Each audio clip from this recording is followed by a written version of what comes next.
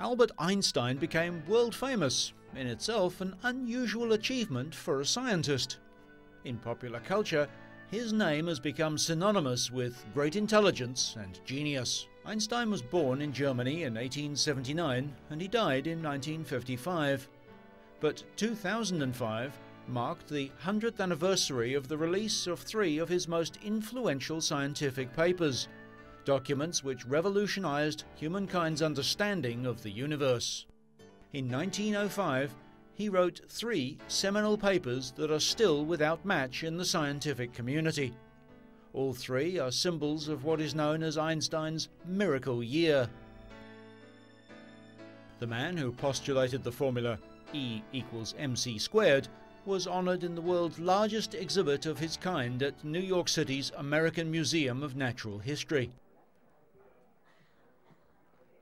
The museum has devised many scientific interactive displays aimed at explaining in simple terms the genius of Einstein's theories concerning light, gravity and time. The time display illustrates Einstein's radical understanding that the length of any interval of time varies according to how fast the clock and the observer are moving. The gravity section illustrates, via an interactive display, how Einstein considered gravity not as a force, but as the effect of massive objects warping space-time. As a young man, Einstein muddled through the Polytechnic School in Zurich and failed to find a job in a university. In 1939, physicist Leo Szilard enlisted Einstein's help to write a letter to President Franklin Roosevelt, urging him to begin a study of nuclear fission for military purposes, as a group of physicists believed the Nazi government would be the first to develop atomic weapons. Roosevelt took note of the letter and initiated the massive Manhattan Project, which ultimately developed the atomic bombs dropped on Japan in 1945. Einstein himself did not work on the bomb project.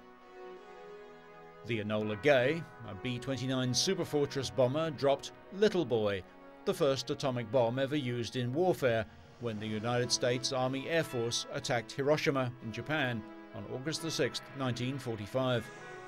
It's believed that more than 140,000 people died by the end of the year as a result of that bomb, and the total number who died will probably never be established. Einstein was held in such high regard by his peers and politicians that his letter initiated the development of the nuclear bomb. Einstein's impact on society went beyond the world of physics and astronomy. He was not a politician, but held political and moral views which may have, in the view of the public, helped separate him from his scientific peers. Einstein continued to contribute to science even decades after his death. A handful of researchers, like Dr. Marion Cleaves Diamond, have had the opportunity to study portions of Einstein's brain, which was preserved, without permission, by Dr. Thomas Harvey, a pathologist who conducted an autopsy on Einstein in 1955. He remained in possession of the brain and allowed only a few scientists to conduct research with samples of the brain tissue. Today, the bulk of Einstein's brain is in the possession of the Medical Center at Princeton. Einstein's brain had statistically significantly higher levels of glial cells in his parental lobe of the left cerebral hemisphere, an area believed to be particularly useful in skills related to physics. Other studies have indicated that certain areas of Einstein's brain that could be related to scientific thought were wider than average. But whether it's the study of his anatomy, physics, philosophy, genius, or biography, it's clear that Einstein remains an icon to the scientific world and the public alike to this day.